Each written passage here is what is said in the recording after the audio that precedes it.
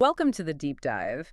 Today, we're tackling something really fundamental, how leaders navigate those massive industry-shattering changes, the moments where everything gets turned upside down. Yeah, the moments that really decide if a business sinks or swims. We're digging into the mindset you need to lead through that kind of chaos. We're drawing a lot from Silicon Valley pioneers, especially Andy Grove at Intel. Right, Grove's famous concept of strategic inflection points. He argued these moments demand a very specific kind of leadership. And we're also pulling in insights from places like Pixar, IBM, even concepts like anti-fragility. Exactly. The core problem we're exploring is, well, how do you even recognize a crisis when it's just starting to brew? Right. And maybe more importantly, what kind of leadership does it take to not just survive it, but actually exploit it? That idea of exploiting chaos is key. Grove's motto sums it up perfectly. Only the paranoid survive. But it's not just about being scared, is it? No, not at all. It's a disciplined paranoia. It's anticipation linked tightly with a mechanism for action. And maybe the best starting point is the story that really cemented this for Grove himself, the Intel Pentium flaw crisis. Ah, yes, the floating point bug. It sounds so small when you describe it. Deceptively small. A tiny, tiny flaw in the math calculations of the Pentium microprocessor, technically really quite minor in the grand scheme of things. But it just blew up, didn't it? Became this huge public relations disaster, cost them, what, nearly $500 million in just 6 weeks? An absolutely catastrophic amount. And the key thing Grove realized later was why it blew up so badly. It wasn't just the bug itself. It was how that tiny flaw interacted with two massive, long-term strategic shifts that Intel itself had driven. Okay, what were those shifts? Well, first, Intel has successfully transformed itself. They went from being this sort of anonymous business-to-business supplier selling chips to computer makers to becoming a major consumer brand. The Intel Inside campaign. Suddenly everyone knew Intel. Precisely. That campaign was brilliant marketing, but it meant they were now directly in the public eye, accountable to millions of end users. And second, the rise of the internet, especially early online communities and news groups. Ah, so information could spread like wildfire. Instantly, globally. Exactly. So if they'd still been just a B2B supplier, maybe they could have handled the flaw quietly, worked with manufacturers on patches. But because they were Intel Inside, and because the internet existed, this tiny technical issue became a massive public crisis almost overnight. Their old ways of communicating were completely overwhelmed. So the market itself, partly shaped by Intel's own strategy, changed the rules of crisis management on them. That really sets the stage for what we're exploring. The mindset needed to see those big shifts coming, and crucially, the discipline needed to execute a radical recovery. Okay, let's dig into why this is so incredibly difficult for so many companies and individuals, too. It often starts with what the sources call the inertia of success. Yeah, this is a really dangerous one.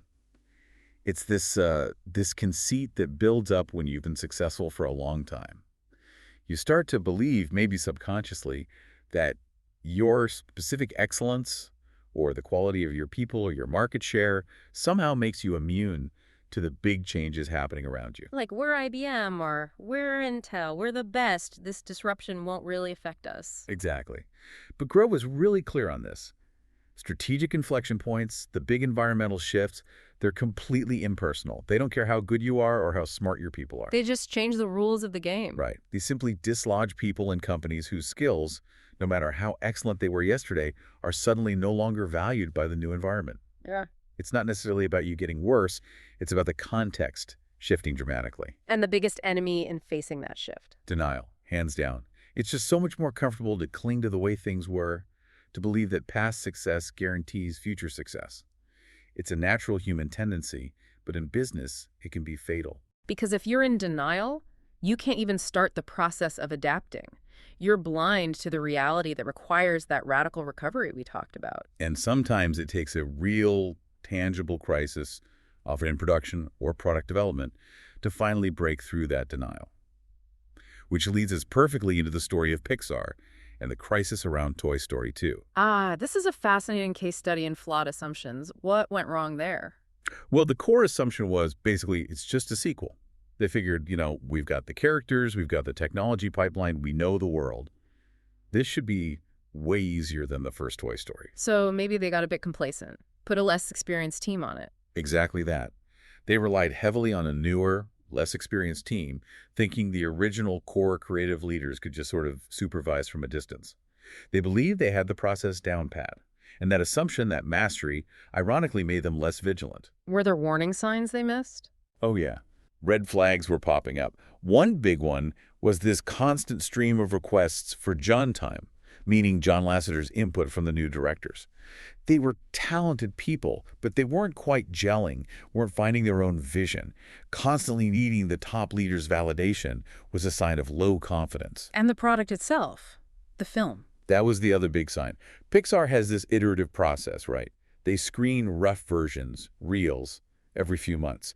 You expect them to be rough at first, but you absolutely expect to see them getting steadily better. But with Toy Story 2, They just weren't improving. Month after month, the reels were kind of stuck at this mediocre level. Different problems maybe, but fundamentally not getting better. And the response internally was often, we'll just trust the process. ooh, trust the process. That sounds like a recipe for denial. It became exactly that, like an organizational mantra that allowed people to abdicate responsibility for the actual quality of the work. It took Lasseter finally sitting down, watching all the accumulated reels together to force the moment of truth. What was the verdict? Disaster. That was the word used. The story was hollow, it was predictable, it just lacked the heart and humor, the emotional core that made the first film special. It was a painful, terrifying realization. What did they do? They made an incredibly tough call, basically scrapped almost 2 years of work and started over, bringing the original creative team back in full force. They recognized that putting out a B-level movie just wasn't acceptable, no matter how much time and money they'd already sunk into it. Wow. The lesson there seems to be about constant vigilance, right? You can't assume past success translates automatically. Absolutely. You have to stay paranoid, in the Grove's sense. You have to keep probing, keep questioning, even when things seem to be going okay on the surface. And that vigilance isn't just internal. It has to extend to how you're perceived, your identity in the market. Which brings us to that contrast you mentioned earlier between IBM and Intel during their big crises. Let's talk about IBM first. Lou Gerstner comes in. Right, Gerstner arrives at IBM in the early 90s, and the company's in deep trouble. Everyone, Wall Street, pundits, even many inside IBM, is screaming for him to break the company up into smaller, nimbler pieces. The conventional wisdom was that IBM was just too big, too monolithic. But Gerstner resisted that. He did. He was deeply skeptical. He looked at IBM and saw that its unique, maybe its only truly defensible strength, was its ability to integrate all its different parts, hardware, software, services, to create these massive, complex solutions for global customers. Breaking it up would destroy that core value proposition. So he had to fight both the external market perception and the internal assumptions. A huge battle on both fronts. And internally, the denial was profound. You mentioned they'd lost something like 120,000 employees already. Yet they still cloned this idea of no layoffs. Yeah, this fiction that IBM was still the stable, lifelong employer it had once been.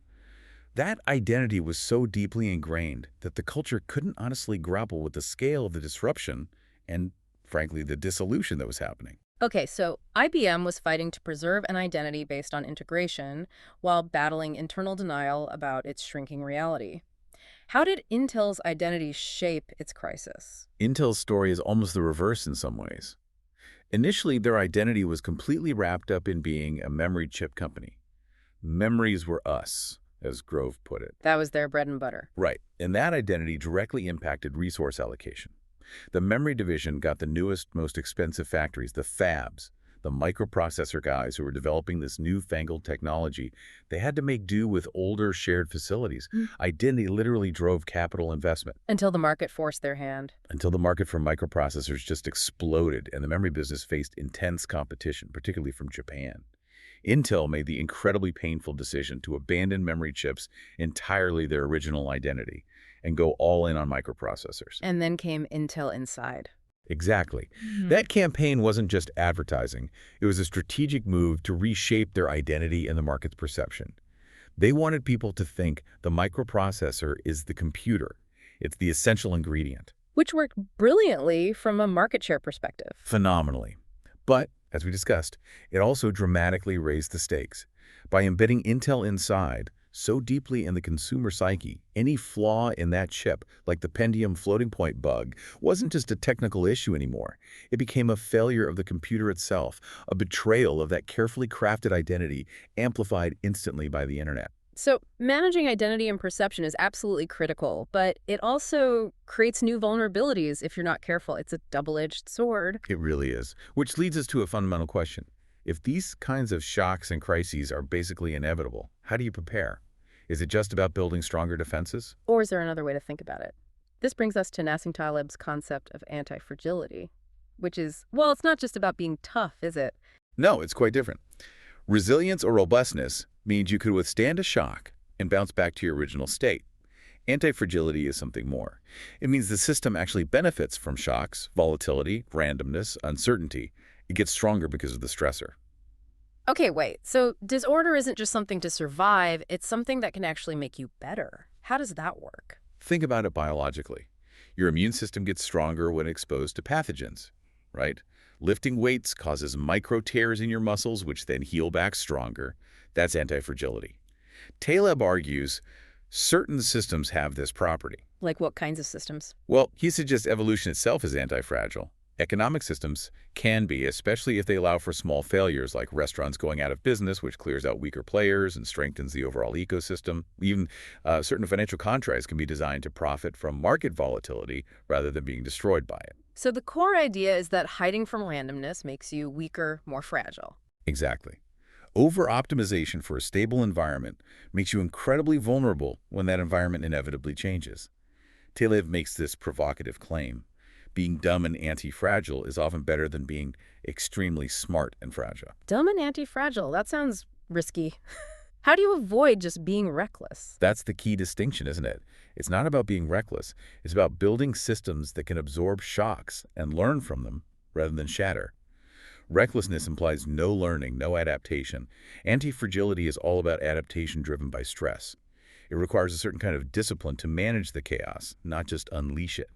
Okay, so if we accept that some level of disorder is not just inevitable but potentially beneficial, how do we actually harness it? It seems like it starts with being willing to face uncomfortable truths. Absolutely.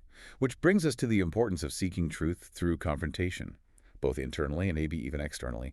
The sources really emphasize the need for crucial conversation skills.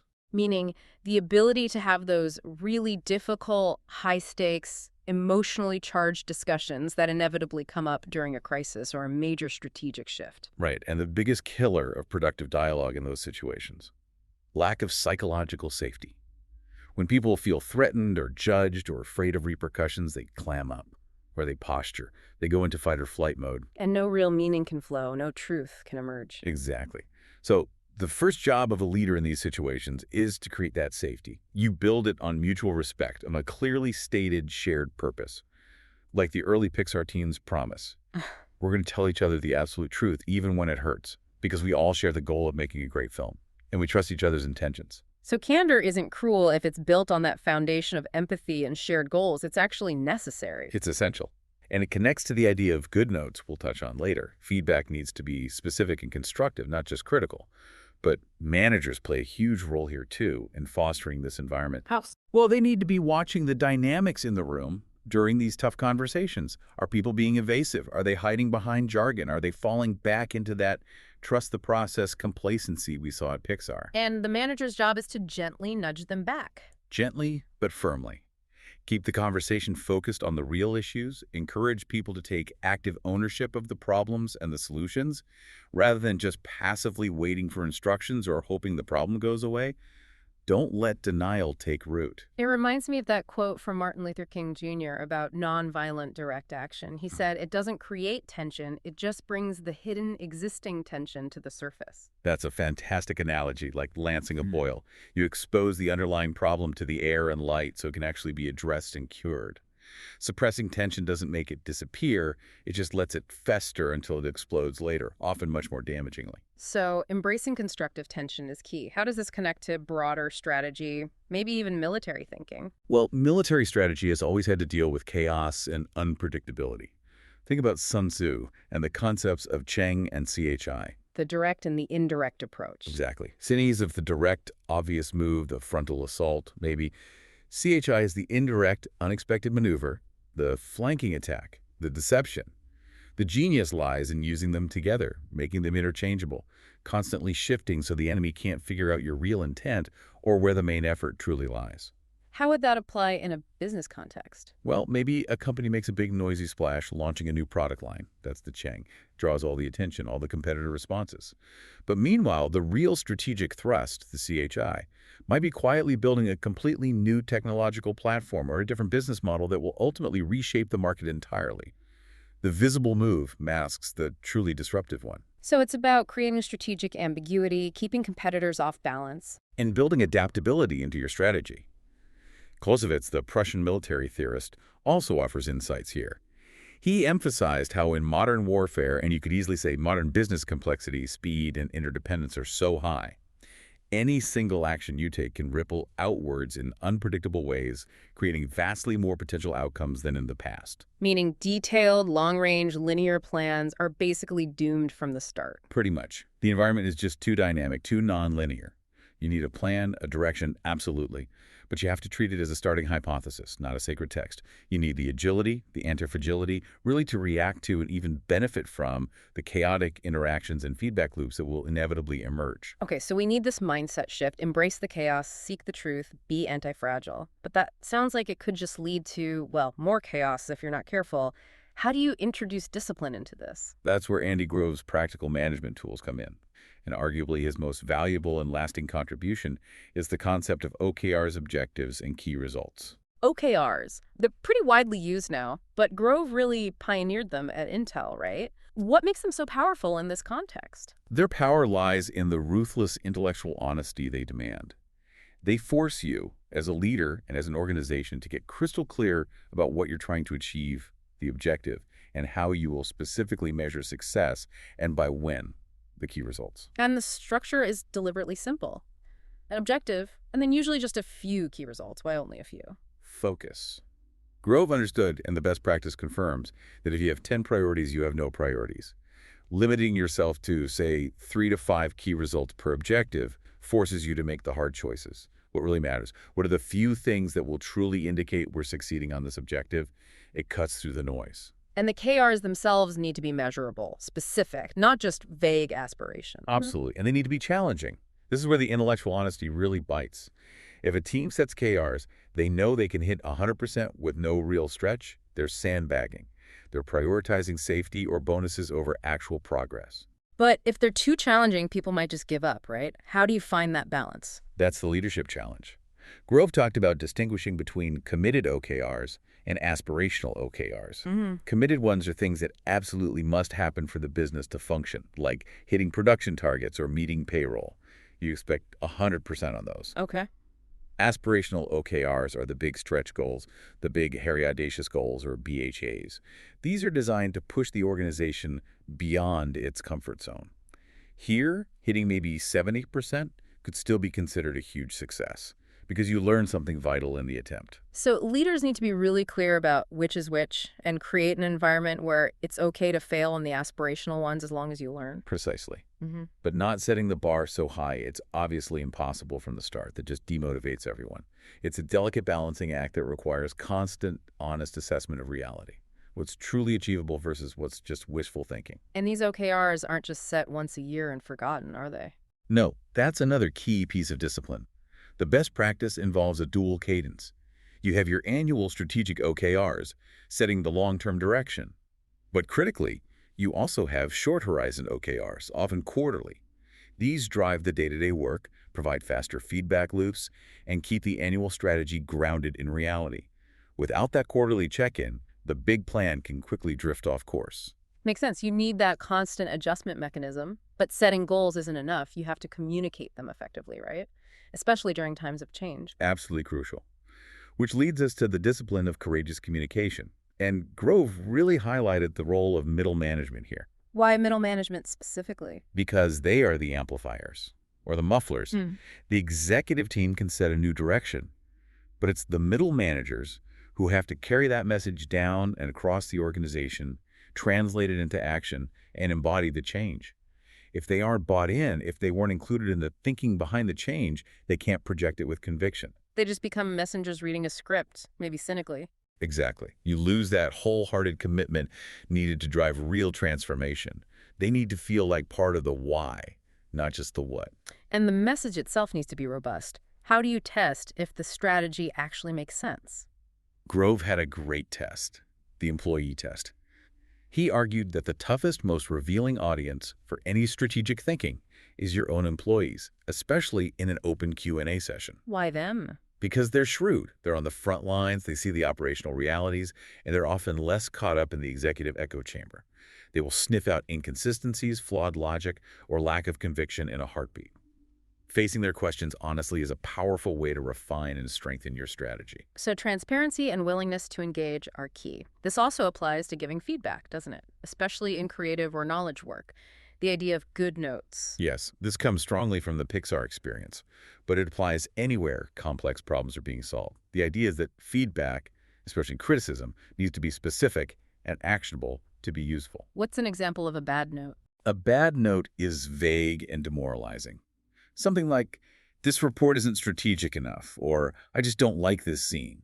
It tells the recipient that there's a problem, but gives them no clue what the problem is or how to fix it. Okay, so a good note. A good note identifies the specific issue, explains why it's an issue, often connecting it to the overall goal or the audience experience, and ideally does it in a way that respects the recipient's effort and empowers them to find the solution. It's built on that empathy and shared purpose we talked about. Could you give an example? Maybe instead of "this scene is flat," a good note might be, "Look, the dialogue here between the characters feels a bit predictable. We need the audience to feel the rising tension at this specific point for the climax to land effectively. What if we explored making their motivations clash more explicitly here? Don't you want people arguing about this scene afterwards?" Yeah, I see. It focuses on the effect you want, identifies the gap, and frames it as a challenge for the creator to solve. Much more constructive. Exactly. It keeps the ownership with the person doing the work. And all of this, the OKRs, the communication, the feedback, it all relies on one underlying principle: the power of focus and prioritization. Right. Which sounds simple, but it's incredibly hard in practice. We hear those generic slogans like focus, focus, focus all the time. And they're mostly useless. As Peter Drucker pointed out, that kind of slogan avoids the real work, which is deciding what to focus on, and just as importantly, deciding what not to do.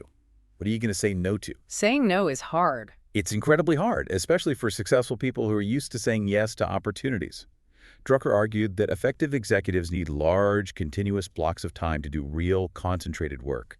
That means shifting from a culture of busyness, endless meetings, constant emails, to a culture of achieving results. And achieving results means concentrating your resources. Concentrating your best people, your strongest resources, on the biggest opportunities, the things that will actually move the needle, on those carefully chosen key results.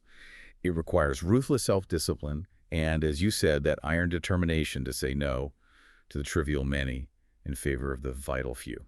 And you can only really say no effectively if you have a clear yes guiding you, right? A core principle or mission. That's the foundation. Without that strong internal compass, that principle center dictating your true priorities, you'll constantly get pulled off course by urgent but unimportant demands. You need that bigger yes burning inside to give you the conviction to say no. So let's say you've got the right mindset, you've got the discipline mechanisms like OKRs in place. Now the change really starts hitting the organization. Old structures might need to dissolve, new teams form. How do leaders manage that process? This seems like a huge challenge to team and organizational integrity. It absolutely is. And often, the problem isn't a lack of talent. It's how the talent interacts or fails to interact. There's a great example from one source about an executive team at a company called Decision Tech. They even referred to themselves as the staff, not the team. The staff. That sounds functional, but not exactly collaborative. Right. And despite being individually very smart, their meetings were apparently agonizingly slow. Decisions got endlessly deferred. Real issues were avoided. There was very little candid exchange. They were polite, but ineffective as a collective unit. Why? What was blocking them? It sounds like they were prioritizing politeness, maybe protecting their own departmental turf, over the collective good of the company. They avoided the necessary conflict and debate required to make tough decisions quickly. It created this bottleneck at the very top. Which highlights the importance of the first team principle. What's that exactly? It's the idea that for anyone on an executive team, their first loyalty, their primary team commitment, must be to that executive group itself, not to the department they lead, like marketing or engineering or finance. That sounds counterintuitive. Wouldn't your own team feel abandoned? It can feel that way, and that's why it's hard. But the logic is sound. If the executive team isn't aligned and functioning as a cohesive unit, making decisions for the good of the whole organization, then all the departments underneath them will suffer from conflicting priorities and strategic incoherence. The health of the whole depends on the executive team acting as team number one. Okay, that makes sense. And if you're trying to build this kind of team, one that embraces candor and constructive conflict and an idea meritocracy, as Ray Dalio calls it, you need clear rules of engagement, don't you? Absolutely. It's actually harder to run an organization that encourages disagreement than a simple top-down autocracy. You need clear processes for how disagreements are surfaced, debated, and, crucially, how decisions are ultimately made and committed to, even by those who initially disagreed. Otherwise, conflict just smolders resentment. This kind of organizational upheaval, the state of flux, feels like it mirrors larger patterns of change, maybe even in politics or society. There are definitely parallels. Ralph Waldo Emerson had this fascinating view of society. He saw it not as fixed or rigid, but as incredibly fluid. Institutions, laws, structures, he argued, they aren't somehow sacred or superior to the individual citizen. They're just temporary agreements. Kind of, yeah. He saw them as expressions of the current character and progress of the people. And because society is fluid, any strong individual will, any particle of truth like a determined leader or a powerful new idea, could actually force the whole system to reorient itself around that new point. The state or the organization must ultimately follow the people. That's a really empowering thought, actually, that individual perspective and integrity can drive institutional change. It is. And it connects interestingly to someone like Machiavelli, advising a prince on how to manage change, Yeah. specifically when acquiring a new state or territory. Machiavelli, how does he fit in here? Well, he gave very practical, if ruthless, advice. He said a leader taking over a new entity faces huge difficulties unless they're willing to make fundamental changes. Specifically, raise new forces loyal to the new regime, discard old alliances that represent the past, and forge new ones aligned with the future. So, applied to business transformation. You might need new people, new structures, new partnerships. You can't just rely on the old guard. That was Machiavelli's point. Relying on existing structures or people whose loyalties lie with the old way, or worse, relying on mercenaries, you could think of consultants with no skin in the game, is useless and dangerous. You need people committed to the new mission, the new identity. You have to be willing to make those tough personnel and structural changes. It all sounds quite radical, this constant need for adaptation, for potentially breaking old structures. But there's a huge force working against this, isn't there? The pressure for short-term results. Ah, yes, the tyranny of the quarterly report. This is a massive challenge, especially for public companies. Jim Burke, the former CEO of Johnson & Johnson, talked about this explicitly. He felt leaders were trapped. They knew focusing only on the short term was wrong for the long-term health of the business, but their obligation to shareholders, heavily influenced by Wall Street's immediate demands, forced their hand. And the market dynamics seem to encourage this even more now. I read that the average time people hold a stock has just plummeted. It's incredibly short now, yeah. Down to something like 5 or 6 months in recent years.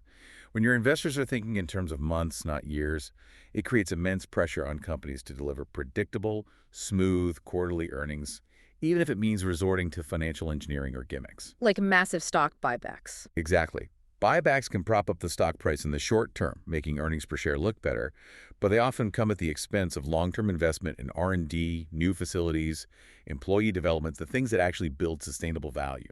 It becomes a dangerous distraction. So how do leaders fight back against this short-termism? Is there an alternative focus? The sources suggest the most powerful antidote is a strong sense of long-term purpose. Companies that are genuinely purpose-driven, that have a clear mission beyond just maximizing the next quarter's profit, seem to perform better over the long haul. Is there evidence for that? Yeah, one study mentioned found that purpose-driven brands grew significantly faster, like 50 to 100% faster, than competitors who were less focused on purpose. They apparently delivered the bulk of the company's growth and did so with higher profit margins. So focusing on long-term value creation, quality, and a clear mission isn't just feel-good stuff, it's actually good business. It seems to be, as one source puts it bluntly. Quality is the best business plan. Having that strong sense of purpose gives you the anchor, that bigger yes we talked about, that allows you to resist the siren song of purely short-term gains. It helps you build something anti-fragile, something that lasts. Hashtag outro. So wrapping this up, we've really journeyed through how that very success that companies strive for can ironically breed inertia and fragility. Yeah. We've seen that getting through and even thriving in those massive strategic inflection points requires more than just being smart or efficient. Yeah, it demands this fundamental shift in mindset, moving towards an acceptance, even an embrace of chaos becoming anti-fragile, but crucially pairing that acceptance with really disciplined mechanisms, Hmm. things like OKRs to maintain focus and honesty. And fostering a culture of radical candor, Hmm. where truth can be spoken safely, where difficult conversations happen Mhm. constructively. It's that blend of philosophical outlook and practical discipline. And maybe the biggest takeaway for you listening to this is that when you face one of these inflection points in your career, in your organization, the core problem often isn't out there. It's not just the market changing. Right. So often, the real obstacle is internal. It's your own inertia, your own denial, your team's reluctance to have the necessary tough conversations. Your chosen response is what really matters. You need that internal compass, that strong sense of purpose, that bigger yes, to give you the strength and the clarity to say no to the distractions, the old ways, the short-term pressures, and navigate towards the new reality. It really boils down to character as much as competence. The ability to admit you were wrong, to adapt, to keep commitments even when it's hard, and to see your work in your organization as something constantly evolving. Which leads us to a final thought for you to consider. Nassim Taleb suggested, provocatively, that humans are often better at doing things well through trial and error, leveraging that inherent anti-fragility, than we are at thinking things through perfectly beforehand. If that's true, and if brilliant thinking and optimization can sometimes lead to that fragile inertia of success, Then maybe the question isn't just how to think better in a crisis. Maybe it's also about how to act, how to build resilience through doing. so here's the provocative thought. What's one small habit, one concrete commitment you could make right now, maybe related to seeking feedback or questioning assumptions or carving out focused time that would help build the inner integrity and the practical muscle needed to not just survive, but actually welcome the next inevitable chaotic shift?